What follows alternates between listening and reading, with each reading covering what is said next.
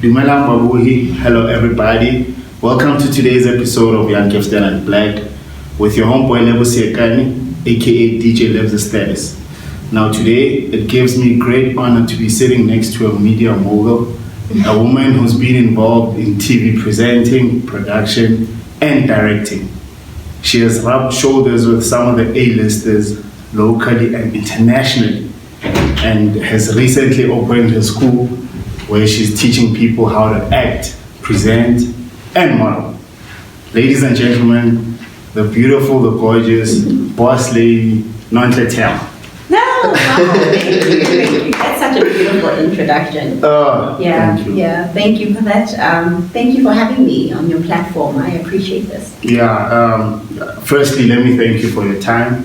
Okay. You know, I know time is money and it's so valuable. Mm-hmm. And I came to your Talent Coaching Academy. Coaching Academy, yeah.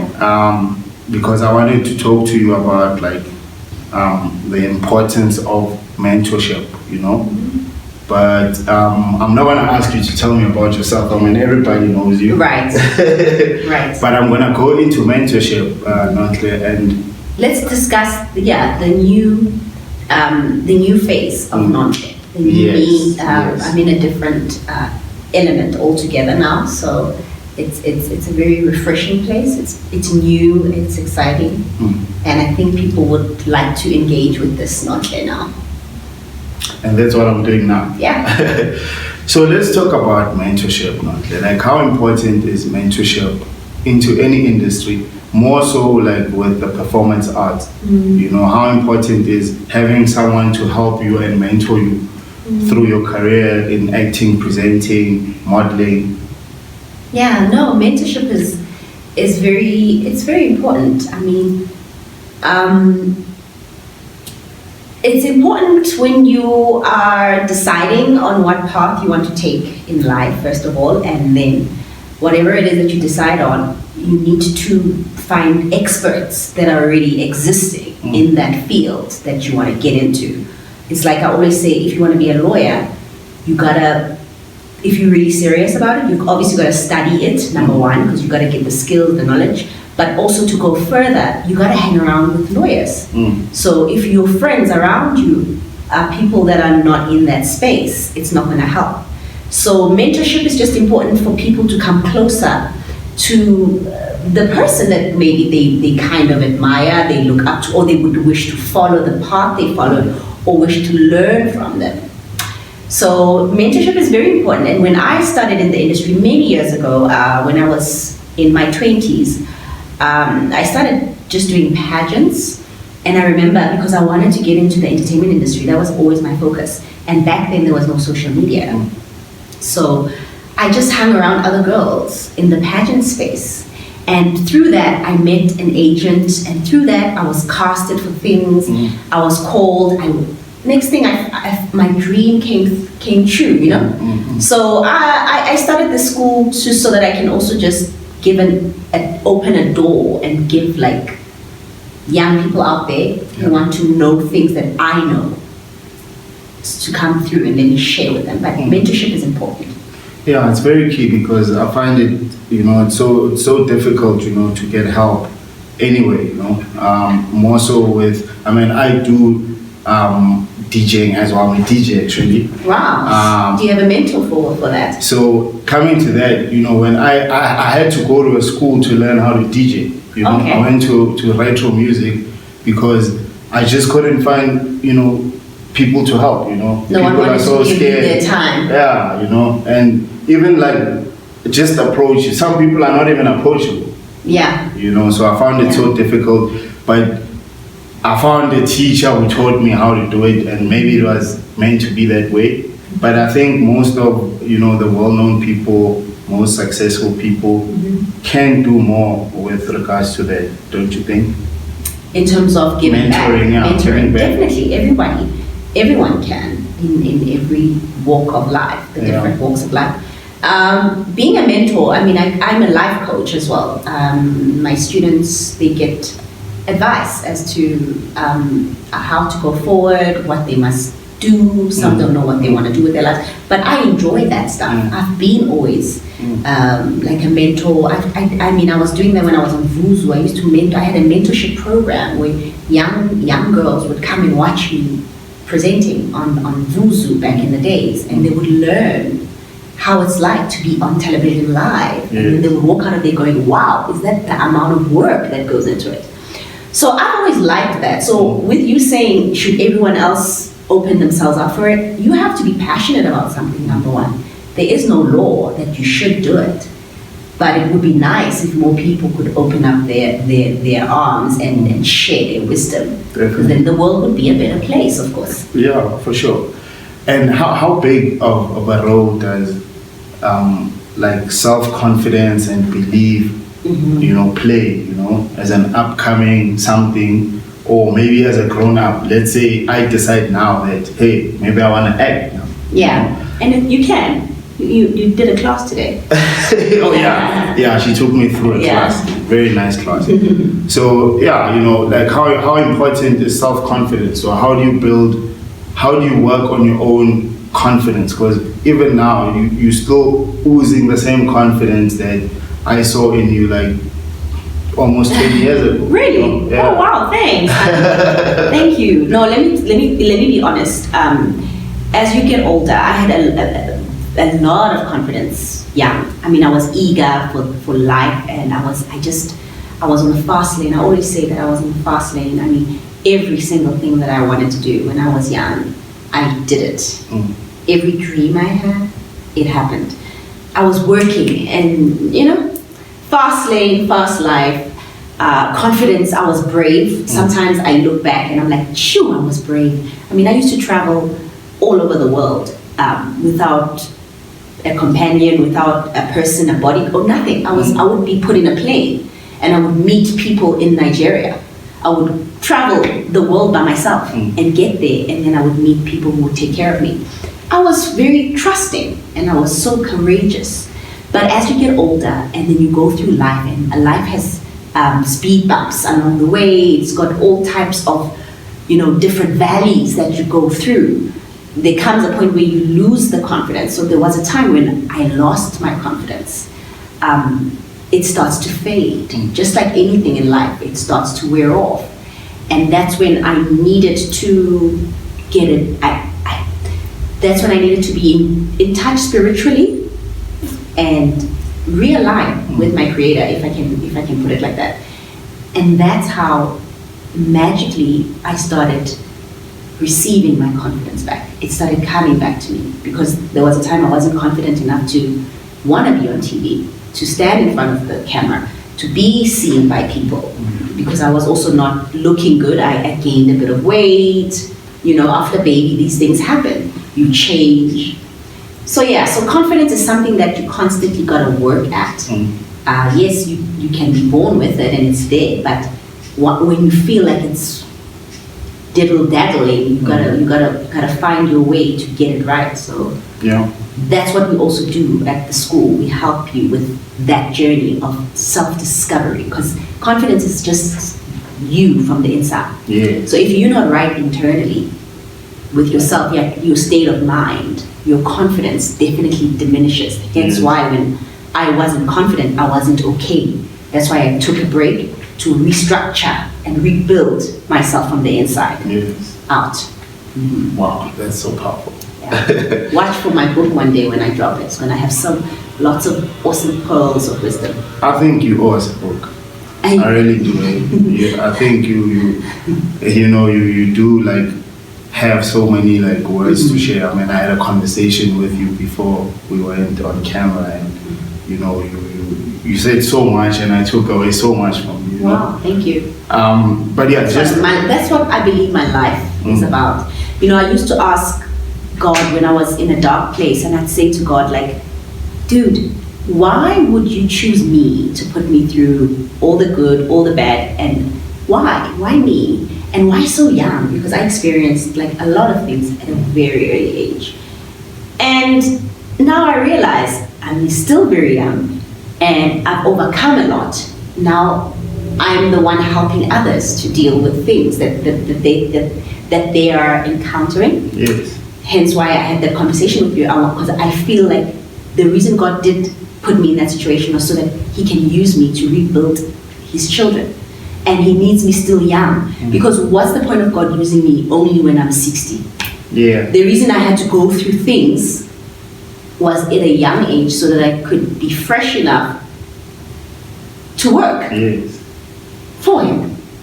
If it makes sense. It does. Okay. It does. You know, I'm also like religious, and I do believe in God. No, it's not. This is not about being religious. This is just spirituality. So there's a big difference There's a between, huge because difference. I always sometimes No, there's a get big twisted difference. between connecting with yourself spiritually and being religious. No, there's a huge difference. Just help me understand the religious part of it versus like spirituality. Yeah. You know, Yeah. like where do they connect? You know, if someone is going through a hard time, do you take them to church or do you make them meditate? You know, that's what I'm trying to get at. I'm not sure if you They're get both very fulfilling, and it depends on what a person needs. Yeah. But when you are still very fragile, like you're going through something and your spirit is just broken and you feel depressed, a church would probably be ideal for you because you need the prayers of a group to give you the strength. But as you grow in the spirit and you start establishing the relationship with God via the church, right? Because they connect you. You feel like it's like a charger. I see church as a place to charge yourself. You go there and you charge yourself, and then when you feel like you now know this God that lives inside of you, because God is not up in the sky, He's in you, He's in a person, He's in a man. Once you know that and you understand that, then you can then start praying by yourself, meditating. Meditation is just being still, connecting with Him via the universe. That's just what meditation really is. It's just about being still so that you can hear. So yeah. And you know, I just wanted to check something. Like currently, you've got a talent coaching academy, yeah. right? So you're helping people with their acting skills, presenting, and we've got a whole lot of things. We do presenting, coaching, public speaking. Yes. Because there's a lot of people, like let's say you work, you know, you're selling Herbalife. I'm just making an example. I don't know if I can advertise. And you need to present this. You need to present that to people, and you come here. We will help you be that speaker that everyone wants to hear. Yes. Because you gotta also command the room. People must want to hear you. You must be engaging. There's lots of techniques. We do that. We do acting. We do life coaching, as I said.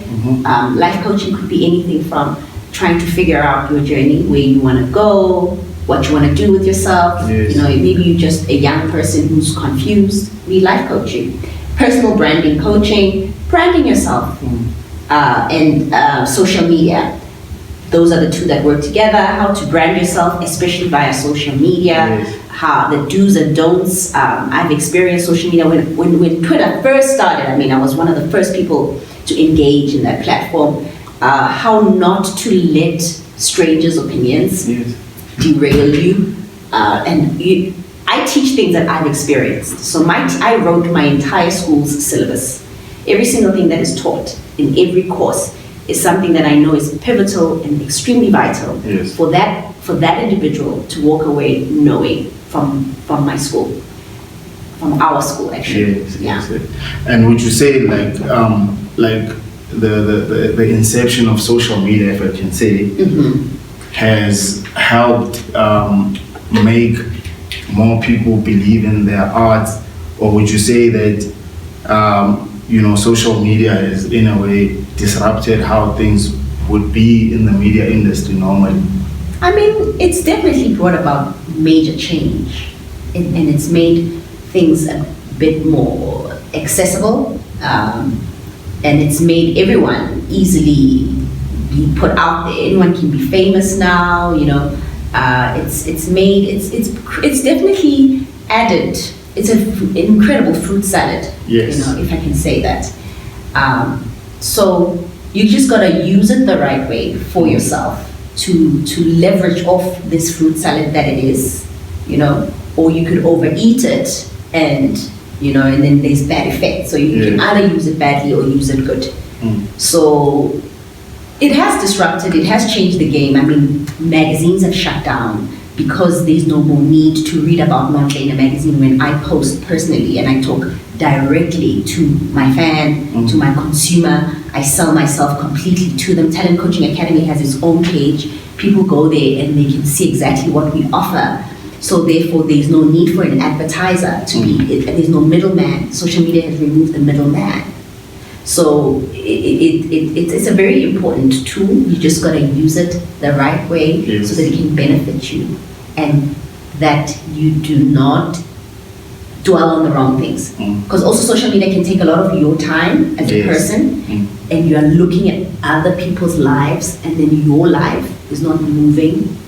You know, you're not progressing because the whole day following others. Yeah. So you gotta balance all of that stuff. You can't. You gotta go to the gym. You gotta take care of you. You gotta take care of your mind. You gotta go to school. You gotta educate yourself. You gotta prepare yourself. So don't just sit and watch other people live their lives on the platforms. Yeah. You get what I mean? Yeah. Yes. And also be careful because there's a lot of hype that's on social media. I mean, people create their lives. You are your own.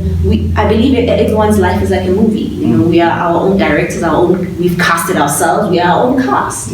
You're your own producer, you're your own everything. You pay yourself everything. So you can create the movie of your dreams for your viewers on social media. And maybe that's not necessarily the real you. You know, it could be acting. So just be careful. Yeah, I know, true. So, you know, coming up as a young star, famous person, you know, who was really good in what they do, you know, when did you realize, Nonhle, that you're really good in what you do? Like, which is what okay, presenting number one. Oh, okay. You I know, love that. I know we're going to your I love that. Let's go back to the past. I mean, that's my baby. I love presenting, and let me tell you, I was a little girl when I used to watch Channel O on TV. From school, I would rush home, and I would just watch this channel, and I would watch these presenters, and I used to say, oh, one day I'm going to be there. One day I'm going to get there. And I just fell in love with the art of presenting. It looked effortless. They were having fun. They were beautiful. They were cool. I just thought I could do that. So when the opportunity came, when I got older, well, actually at 18, I went to the production house that was producing Channel O. Yes. I knocked at the door. This is actually something that I teach my students to do. I didn't wait for the job. I go after things. I'm a go-getter, and I always teach everyone to do that. I went to the production house and I introduced myself. And I said, I want to present. I was 18, fresh from high school, and they were not looking for presenters at the time. It was 2001, I think. No, I don't remember. So no previous experience at that time? No, I was 18, and I was just finishing high school, and then I was just about to do varsity, and I was about to do pageants, because I started with pageants. Yes. I didn't know how else to connect with people that were linked to television besides going through the pageants route, because there wasn't social media, as I said, where you can physically just follow somebody or follow this person and that. So I went to the production house, I introduced myself, and I said I want to present. They were not looking for somebody, but 3 years later, they gave me a call and they said, now we have auditions. And I remember when they called me to say they've got auditions, I was in a pageant and I didn't win this pageant. I came second, and I remember the guy, when I didn't win, asked me, said, what are you going to do now that you second? Because obviously the aim is to win the pageant. And I said, well, I think I'm going to just go onto TV. And he was like, oh, really? I just spoke it so confidently. I was like, but that's the power of manifestation. Like you say things and they just happen. I said this to this guy and I was just answering a question, and then next thing, in a few months, I I went for an audition for Channel O.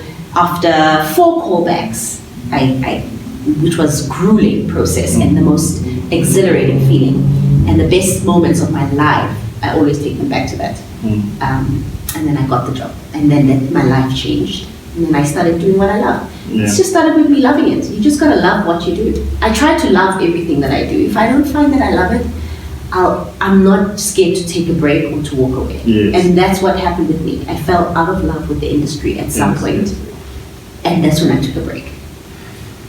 But how important is like support from home? And I'll make you an example, right?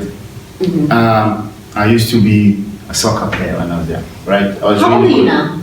I'm 35. Okay. Yeah.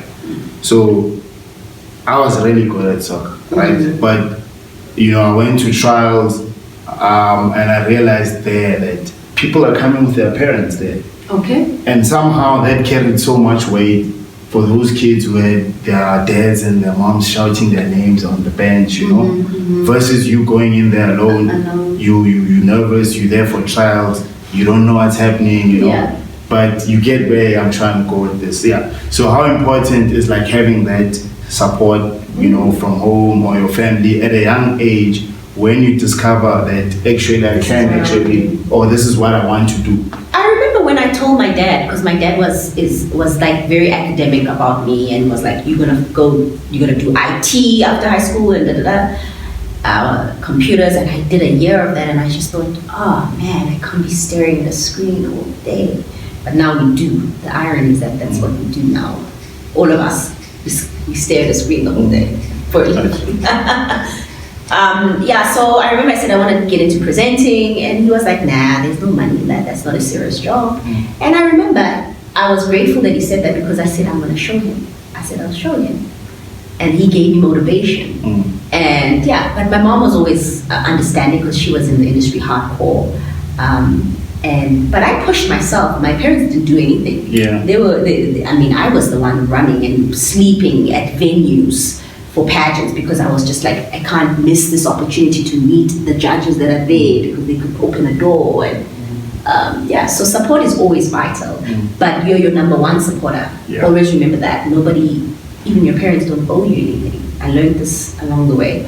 Nobody in life owes you. So if no one is cheering for you, you better make sure that you're cheering for yourself. And I'm sure that's something you also teach your students. Of course. It must be your own everything. Everything starts from you. Any support from an extra person, whether it's your partner, your child, your mom, your dad, your aunt, that's just extra. That's just like, you just welcome it. But if your motivation is them, so what happens when they're not there? It must start inside you. Your life cannot depend on the externals. That's how I've figured it out. Everything, the externals must be secondary. Like you can't say, I'll be happy when I buy a car. You are looking for happiness through something external, a car, right? How about we fix you first? You become happy without it. And then when it comes, it's an extra thing. Because that's normally what we do. Like we attach our happiness to people, to friends, to jobs. I'm happy today, then I lose my job. That's it. Then what happens? You see what I mean? That for me, because I've walked this journey that we're discussing, so I know that those things are very they're temporary. So just find support in you than anyone else too. So Nonhle, how do you keep like a positive mind? Like are you reading something? But how do you generally keep a positive mind?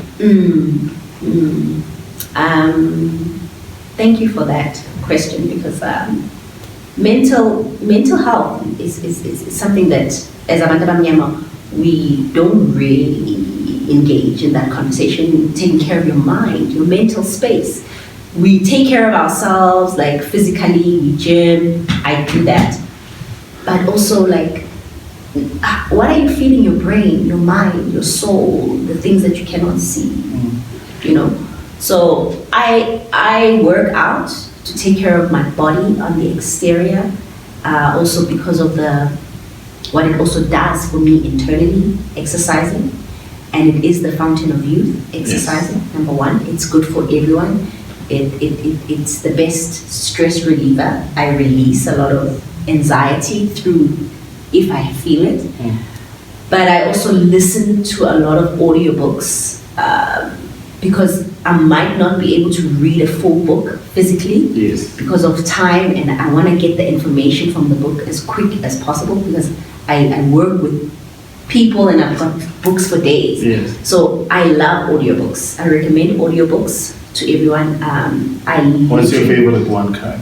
Well, I've got a few people that I'm listening to, but I stumbled upon, I was just going through a spiritual journey, you know, and I stumbled upon a spiritual teacher. His name is Dr. Wayne Dyer. And I just stumbled upon this audiobook on YouTube titled, "There's a Spiritual Solution to Every Problem." It's just called that, Spiritual Solution to Every Problem. Google it. And I just thought, this sounds interesting, spiritual solution to every problem. And I listened to this man. He was reading his own book to me, and I just fell in love with the content on, it teaches you things like forgive yourself, forgive others. That's a spiritual solution. Spirituality is something that you cannot see. As human beings, we like to think a solution comes from something that is tangible. We're always seeking for something you can hold to fix a problem or to fix your feelings or to fix something. Everything is inside and it cannot be seen. So this book of Mr. Wayne Dyer just basically was just explaining the different facets that we are complex people internally and underlining them. Forgiveness, releasing yourself from jealousy, resentment, anger, how to break away from the stigma of always going, this is happening to me because of my past, blaming your past, detach from your past. The past is done, it is gone. Forgive yourself for it or accept it, but say goodbye to it, because a lot of people have problems today because they stay in their past. A person was something in their past and it's 20 years later, 20 years ago. You gotta let go and allow yourself to move in life. So this book was just detangling all those things and saying like, you can't give love in this world if you don't even know what that is. If love, you can't give love if you don't have it. So learn about that. What is love? Have you been loving to the world? Do you give love? Are you receiving love? Because people will blame others, like things are not working out. Let's say you find yourself in a situation where I once found myself, where everyone was against me. I walked through that, I think it was 2010 or something. And I remember thinking, why is everyone against me? But the problem wasn't everyone, it was me. Why was I attracting people to be against me? Wow. It was me. So you must start realizing that you might be attracting poverty to yourself. If you got a poverty mindset, you're waiting for somebody to give you a job, or you're not equipping yourself, you're not attracting maybe the love in your life. Are you lovable? Are you loving? Will you find how will a partner approach? Are you approachable? So I love that book because it just made me learn and introspect myself even further, because I'm always introspecting. That's the journey of life. And then I just learned so much about myself, and it set me free. And how God is the center of it all. How God wants us to be happy. He wants us to succeed. He wants us to have everything that we desire. We sometimes like to think God is punishing us, but we just punish ourselves with our minds. We imprison ourselves with rules, regulation, maybe with like what we were told when we were young, and religion. I don't know. We just kind of put ourselves in like these prison walls. So it's just about self-discovery, this book. So it's a really good recommendation if you want to take your life to the next level. Definitely. So that's what I do, and I gym. Yes, I saw a couple of posts of you, not recently, but a while ago, like lifting a super huge track time. Yes. I train. I'm like, yo, how do you do that? I know. I'm very lucky. I'm very lucky that my partner also helps me get myself into shape and is very supportive with that, with my mental space and being in good space. So I'm in a very good space. I know where I'm going. I know where I come from. I know where I'm going. That's the most important thing. And I know that whatever challenge that you might encounter now, it's not a challenge. Yeah. There's a spiritual solution to it. Just don't react to the situation. Just be calm. Sometimes we react as people. I've learned to just... we're quite reactive. We are very reactive humans. I mean, as human beings, somebody, maybe like you're driving, somebody overtakes you. So your day is ruined. You now overreacted. So I've learned to just now let things just go, and that's where the peace comes in. Yes. So lastly, what did you want to say to like young girls and boys, I assume, who want to be like you or achieve what you've achieved? What would you say to them, like, with regards to the craft, Just, invest in yourself. Invest in yourself if you want to get into the entertainment industry or whatever space you want to figure it out. Be with the people that are in it. Spend some money if you have to, so that you can sharpen your skills. Yeah, because sometimes you got to spend money to make money. So don't be cheap on yourself. It's the same as investing in working out. You got to put in the time. Time is the money factor. Time. You got to put something of value. You got to give something. Nothing is for free in the world. So they must just discover that, and they must stay positive that their time will come. If they love something and they're genuine about it, they must just know that the universe will give it to them. Yeah. And if it's for you, it will be for you. You don't have to force it. I never had to force a lot of things. Things would just happen because once you're in your lane in life, the things just come for you. They come to you. So what we do, and hopefully they will come to me, and I will help them be prepared.